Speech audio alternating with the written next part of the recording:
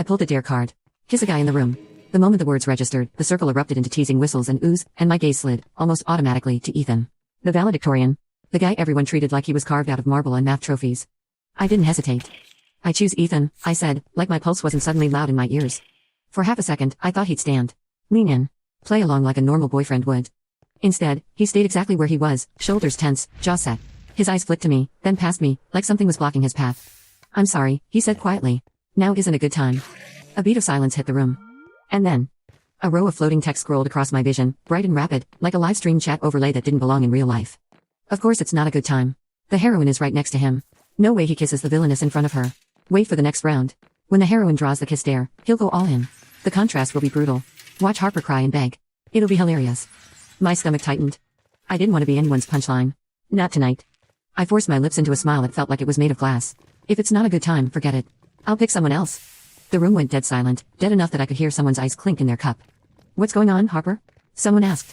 Isn't Ethan your boyfriend? Yeah, another person cut in. Did you two fight? Everyone knows he's obsessed with you. A chorus of memories got tossed into the air like proof. Remember when your promise ring fell into the campus fountain? He went in there in the middle of winter to find it. It's just a game. Take the penalty and move on. Couples argue all the time. Ethan stared at me, and for the first time, his composure looked brittle. His eyes were dark with something close to panic. Harper, he said, voice low. Are you mad? No, I said, too fast. I poured myself a drink with steady hands I didn't actually have. Ethan hadn't technically done anything that everyone would agree was wrong. And I wasn't going to grab a random guy just to prove a point. That wasn't me. Since I'd failed the dare, I had to take a tequila shot as the penalty. Before I could lift the glass, Ethan reached over, filled one for himself, and said, this round was my fault. I'll take it. He tipped his head back and drank it down like it was water. The game moved on. I kept my face neutral, like his rejection hadn't landed somewhere deep and sharp. But inside, my chest felt tight. Sour. Like I was breathing through something thick. And I couldn't stop looking at the floating comments. Who is the heroine? I thought, even though my skin already seemed to know. That was when Bella, one of the sophomores, sweet-looking, always soft-spoken, pulled a dare card. She raised her hand with a shy little smile. I think I got the kiss a guy card too. The room leaned in like it was a show. Bella's eyes swept the circle and landed on Ethan like she'd rehearsed it in the mirror. Ethan, she said gently, you're the only guy I really know here. Can you help me out? Every head turned. Every breath held. The floating chat exploded. Yes. Our girl is so brave, finally making her move. Villainess is about to lose it. Watch her shove Bella. Then Ethan defends Bella and makes Harper apologize. Sweet. Isn't this messy? Harper is still his girlfriend. Oh, shut up. Harper is a side character. Ethan doesn't love her. One line hit harder than the rest, like a cold finger pressing the back of my neck. Later Harper humiliates herself and spirals. It gets ugly. My palms went cold. I wasn't going to make a scene. I wasn't going to touch Bella. But I needed, to see what Ethan would do. Ethan frowned at Bella, and for a split second, he looked genuinely uncomfortable. I think everyone made it clear, he said, measured. I have a girlfriend. Bella's mouth trembled. She glanced around, hoping someone else would volunteer. No one did. Her eyes shone. Tears gathered fast, like they'd been waiting. I can't drink, she whispered. I'm allergic. If you can't do that, can you at least take the penalty shot for me? Ethan's brow furrowed. Then he looked at me. Harper, he asked softly, is that okay? I'll only do it if you say so. The chat froze, then erupted in confusion. Why is the male lead asking the villainess for permission? Just kiss Bella. That's the whole point. Relax. He's just being polite. Even if Harper says no, he'll still do it. I curled my fingers into my palm under the table, keeping my face calm. Up to you, I said. Part of me hoped he would refuse. Ethan's gaze dimmed anyway. He picked up the glass and downed the shot for Bella. My heart gave a sharp, ugly lurch. I told myself it meant nothing. He only drank because she couldn't. He was just being considerate. That was all. But the chat kept hammering, merciless and right. He cares. He wouldn't let Bella suffer. He's playing it cool, but he's already choosing her. I swallowed hard, because the worst part wasn't the shot. The worst part was how quickly the room rearranged itself around Bella, as if she'd always been the center, and I'd just been standing in her light. I couldn't do this all night. I just wanted out. The floating text kept predicting scenes like this was a script already written. Next, the hotel card. Ethan won't let Bella go with anyone else. He'll pull her away. Possessive male lead moment incoming. My nails dug into my palms. Beside me, my cousin Carter gave my shoulder a quick squeeze. You okay? I'm fine, I lied. Nobody here knew Carter and our family. We kept it quiet on campus. Carter drew a card. His smile faded as he read it. Take any girl in the room to a hotel, he said aloud, disbelief in his voice.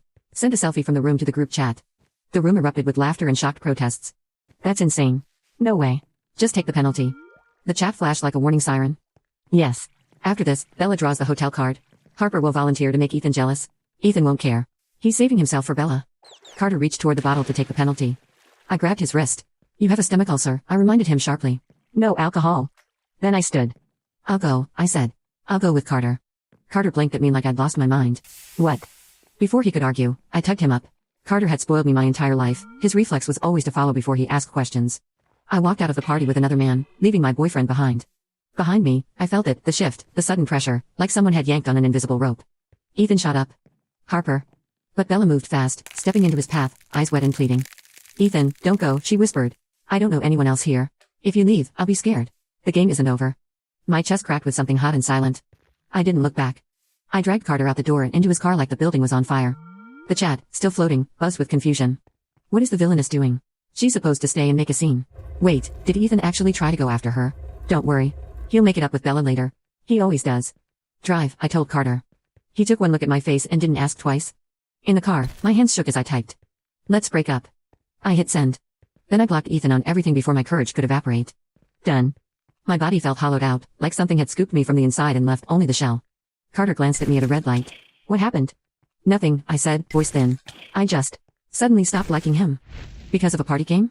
Yes, I said, because it was the easiest lie. Because of a game. Carter exhaled slowly. Are you sure? You chased that guy for 2 years. You're really going to walk away? I stared at my phone. Yeah, I whispered. That was Ethan. The guy everyone called the Ice Prince. The genius. The heir with a family name that carried weight like a threat. The guy who always looked in control. And last night he'd been painfully polite, even when it mattered. Like he was asking permission for things a boyfriend shouldn't need to ask permission for.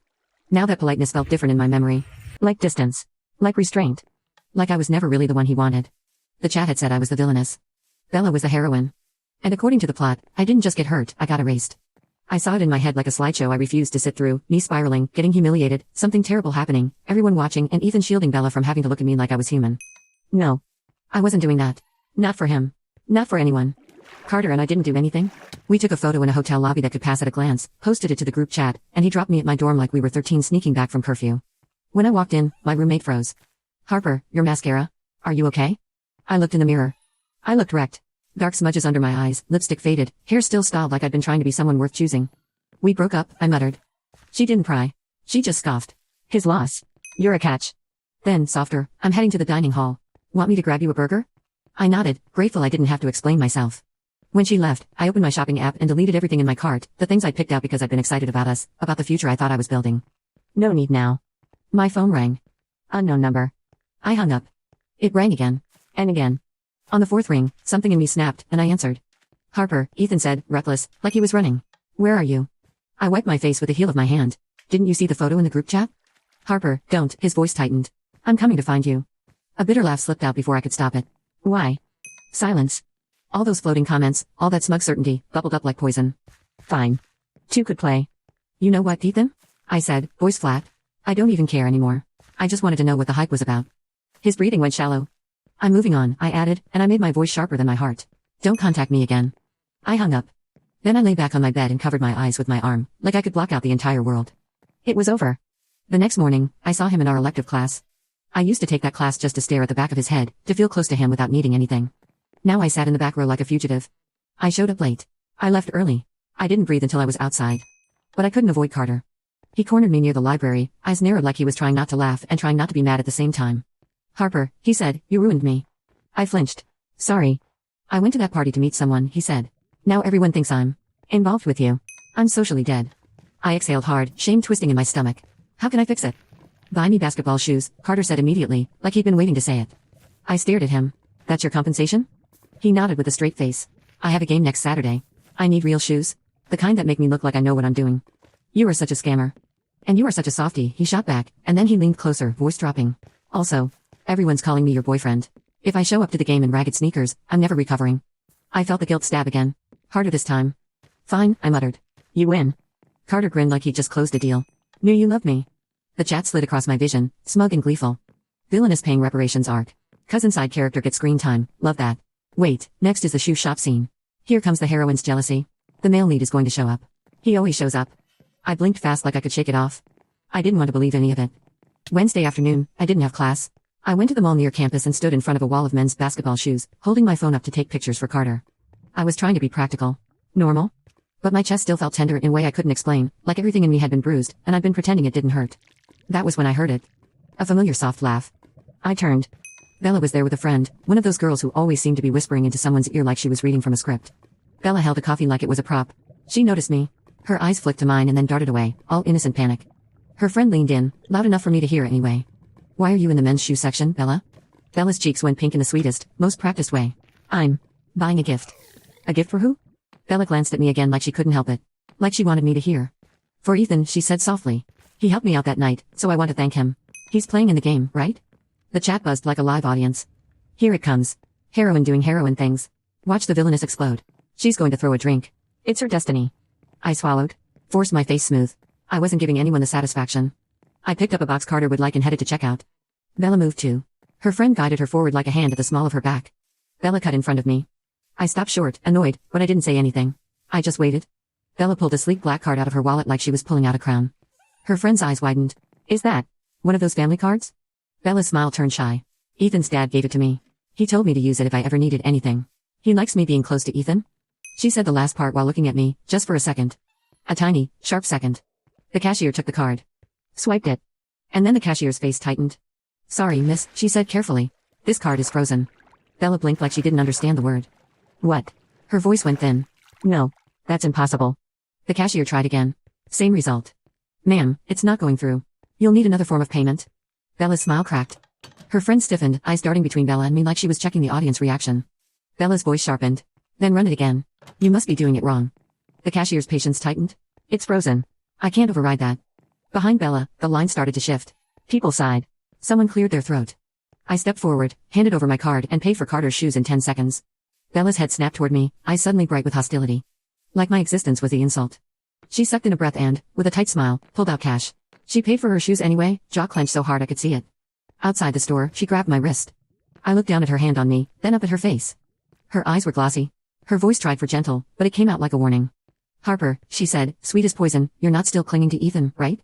I yanked my wrist back. What I do is none of your business. Her expression flattened. The sweetness vanished.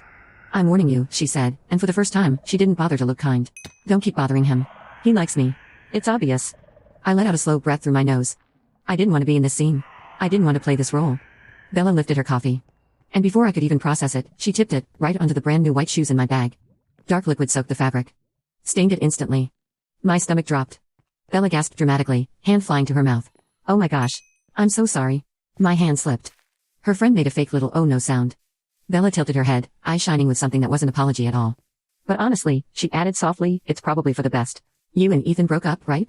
Don't embarrass yourself by buying him gifts. He won't take them. It would just be awkward. The chat lit up. Yes. The coffee spill scene.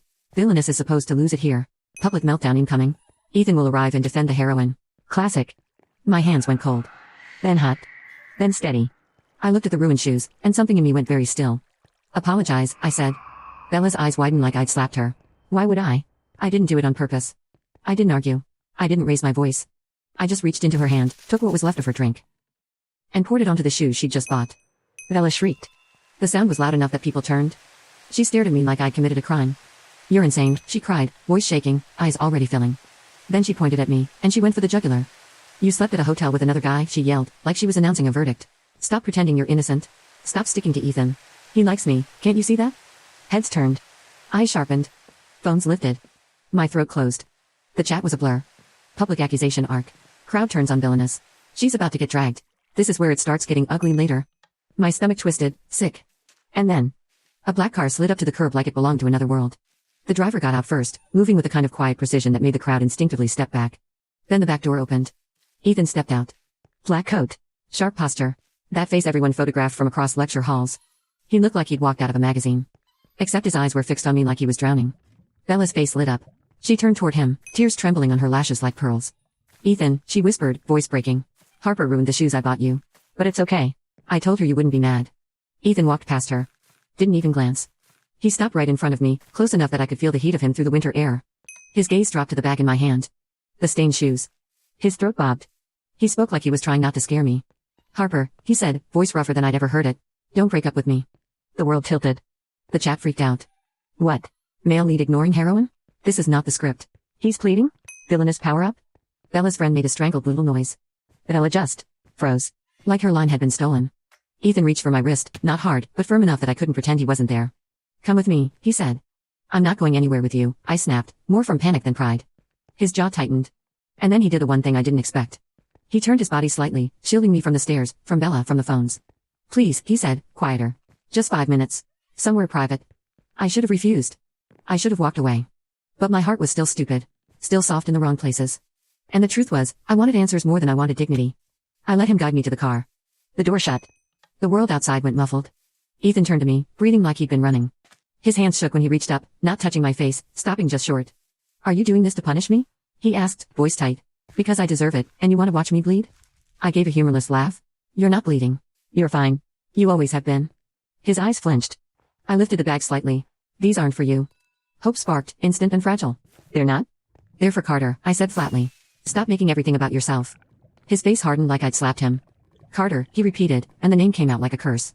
I leaned back in the seat, arms crossed. Let me guess. Now you're going to accuse me of things again. His eyes burned. You sent that message. You blocked me. You humiliated me in front of everyone. I smiled without any warmth. Good. He stared. Because you humiliated me first, I whispered. Just. Quietly. Politely. Like you always do. His throat worked. I forced myself to keep going, because if I stopped, I would crumble. So yeah, I said, voice sharpening like I needed it to cut. Maybe I found out I don't like being with someone who asked permission to care about me. His eyes went red at the edges. Harper, he said, low. That's not what that was. I tilted my head. Then what was it? Silence. The chat drifted, almost reverent now. Say it. Tell her the truth. Male lead confession scene. Villainous about to break. I shouldn't have believed any of it. But my heart still listened. My phone buzzed in my hand before Ethan could answer. Carter. I answered without thinking, because my nerves were already shredded and Carter was safe. Harper, Carter said, cheerful. My parents are making lunch. Come over. They said they miss you. And they're making your favorite. I softened my voice automatically, the way I always did with Carter's family. Okay. I'll be there. When I hung up, Ethan was staring at me like he'd just been stabbed. His voice came out hoarse. You've met his parents? I held his gaze. And I lied. Yes, I said. They adore me. His face drained, slow and pale. Good, I thought bitterly. Now you know what it feels like. To watch the room rearrange itself around someone else. I shoved the car door open. Ethan grabbed my wrist again, gentle, desperate. Harper, he said, like he didn't know how to breathe. Please. I didn't agree to the breakup. I yanked my hand free.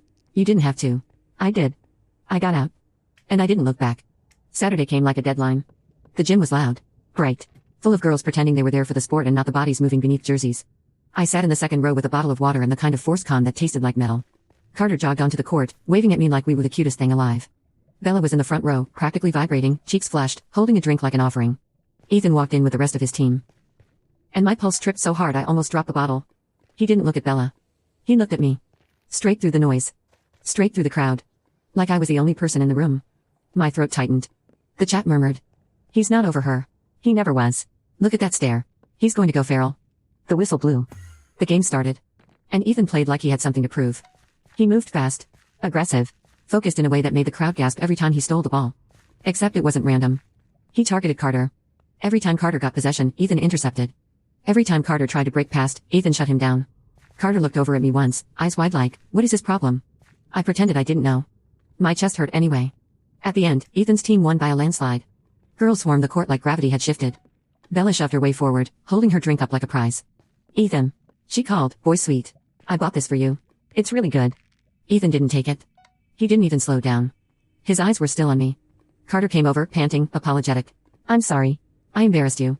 I twisted the cap off his water and pressed it into his hand. You didn't. You were great. Then, because the chat had been mocking me all week like it was their hobby, I reached up with a napkin and dabbed the sweat off Carter's forehead like we were some ridiculous couple. Carter froze, shocked. Ethan froze too.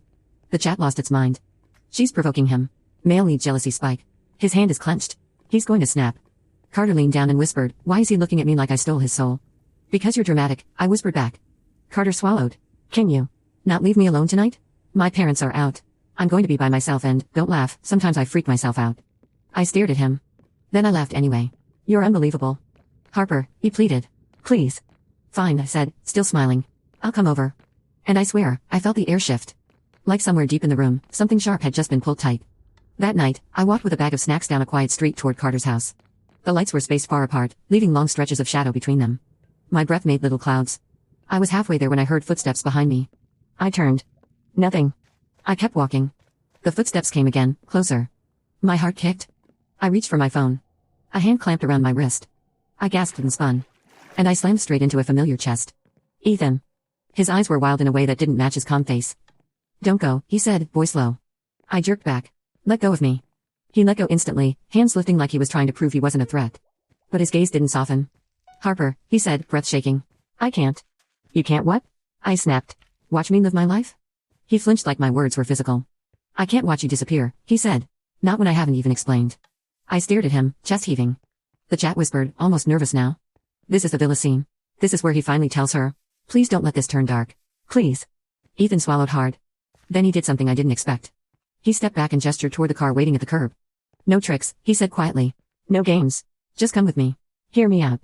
If you still want to leave after, I'll take you back myself. I should have said no. But something in his voice sounded broken in a way I couldn't ignore. So I got in. The drive was silent. Not comfortable silence. The kind where every second feels like a held breath. When we stopped, I realized we weren't at campus. We were at a place that looked too private, too clean, too expensive. A guest house tucked behind a tall gate. Ethan opened the door, letting me walk in first. Inside, it was warm. Quiet. A fireplace glowing softly like it had been waiting. My hands were shaking again. Where are we? My family's, he said. No one's here. I asked the staff to leave. I turned sharply. Ethan. He moved closer, slow, careful, like he was approaching an animal that might bolt. I'm not doing anything to you, he said. I just couldn't do this in public anymore. I swallowed. Then talk. He shut his eyes for a second like he was gathering himself. Then he opened them and looked at me. Really looked. I didn't refuse to kiss you because of Bella, he said. My chest tightened. Then why? His jaw worked. He looked away, embarrassed, Ethan, embarrassed, like he was human. Because I was trying not to lose control, he admitted. I stared at him, confused and angry at the same time. That makes no sense. It does, he said, voice rough. If you actually understand me. I scoffed. Apparently I don't. His eyes flicked up, sharp. You think I was using you? The words landed heavy, because I hadn't said them out loud, but they'd been rotting inside me. The chat floated like a confession. She thinks she's the villainess. She thinks she's disposable. She thinks he picked the heroine. Fix it. Now. My throat burned. You let everyone treat me like I was disposable. Ethan's face twisted, like pain and regret were the same thing. I know, he whispered. And I hate myself for it. I crossed my arms tighter. Then explain why you took her penalty. He swallowed. Because my dad asked me to look out for her. She helped him once. He felt indebted. My eyes narrowed. And the card? Ethan's gaze went cold for the first time. I froze it, he said simply. I blinked. You did what? She kept provoking you, he said, voice quiet but sharp. She kept stepping into places she didn't belong. When she started crossing lines, I ended the privilege. My pulse pounded. I tried to speak, but my mouth wouldn't cooperate. Ethan took a shaky breath. And that night, he continued, voice breaking just slightly, I was jealous. Not of her. Of you. I stared at him. He looked down, almost ashamed. You were sitting close to Carter. You two looked coordinated. Like you were a unit. And I hated how calm you were about it. I hated that I couldn't tell what you were thinking. My throat tightened. So you asked me for permission like I was your boss? Ethan's eyes snapped up. No. He stepped closer. It was the only way I could stop myself from acting like someone I didn't want you to see, he said. I've never been good at letting go. At being impulsive. You think I'm polite because I don't care. You were wrong. I held his gaze, trembling. Harper, he said, voice low. When you threw our ring away, I felt like I was going to crack in half. My chest stung. I hated him for making my heart do this. I hated myself for still listening. Then why did the chat say, I stopped myself, because saying it out loud made it feel insane. Ethan frowned. Chat? I stared at the air. The comments flickered like they were alive, like they were watching us. Tell him. He'll think you're crazy. But you're already in the story. Might as well say it. I shook my head, desperate. Nothing. Forget it. Ethan reached up slowly, giving me every chance to flinch, and brushed his knuckles against my cheek. So gentle it made my eyes burn. I'm sorry, he whispered. For the party. For letting you feel alone in a room where you should have been safe. For not fighting for you the second you stood up. My breath shook. I tried to hold on to anger, but it slipped through my fingers like water. Harper, he said, softer, don't go to Carter's tonight. Not because I don't trust you, because I don't trust myself to survive it. I let out a broken laugh. That's dramatic. I know, he said, and for the first time, he smiled, small and fragile. But it's true. My heart thudded. The chat held its breath. Kiss him. This is the rewrite. This is her choosing herself. This is the real couple. I stared at him for a long second. Then I stepped forward and kissed him first. Not because the plot demanded it. Because my body knew what my pride didn't want to admit. After that, the night softened around the edges. We talked until my voice went hoarse. We sat on the rug in front of the fireplace like we were just two stupid college kids, not some campus legend and his villainous. And when he asked me, quietly, carefully, if I wanted to stay, I said yes. Because it felt like the first time he was asking me as a person, not a role. The next morning, I woke up to my roommate calling like the world was ending. Harper, she said, breathless. You need to look at the confession wall. Right now. I sat up, cold instantly. My phone screen loaded a post. A blurry screenshot. A story. A caption dripping with accusation. Harper is two-timing. Hotel with Carter. Still clinging to Ethan. Disgusting. The comments were vicious. People I didn't know were saying my name like they owned it. The chat floated, quieter now. Almost. Guilty. This is where she spirals. This is where it gets ugly. Wait, no. Not this time. Not this rewrite. My hands shook so hard I nearly dropped the phone. Ethan sat up beside me, looked once, and his expression went flat with something dangerous. He didn't ask if it was true. He didn't hesitate. He just said, I'll handle it. Within an hour, Carter posted his own clarification. Simple. Sharp. Unbothered. For the record, Harper is my cousin. Yes, my cousin. We've been family since birth. Please touch grass. And then Ethan posted. Not a vague statement. Not a polite one. A video. Security footage from the party. Clear as day. Bella asking Ethan to kiss her even after he said he had a girlfriend. Bella teary-eyed, pushing, performing. Bella stepping in front of Ethan when he tried to follow me. And Ethan, on camera, turning away from her, eyes locked on me like he couldn't help it. The comments flipped in minutes. Wait, she knew he had a girlfriend? So she was playing innocent this whole time? That's actually wild. Team Harper.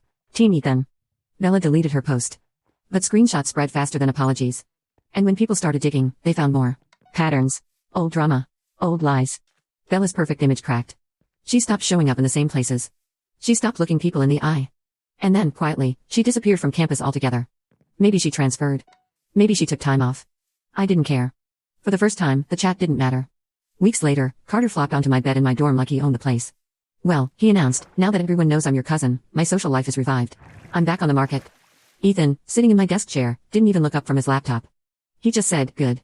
Carter squinted. Why do you sound mad? Ethan's gaze flicked to me. Because she keeps worrying about you. I rolled my eyes. I do not. You do, Ethan said, calm and certain, and it made heat crawl up my neck. Carter made a gagging noise. Okay, I'm leaving before I witness something I can't unsee. He bolted. The door shut. Silence fell. Ethan stood, walked to me, and held out a small box. My breath caught. Inside was our ring. Fixed. Clean. Like it had never hit the floor.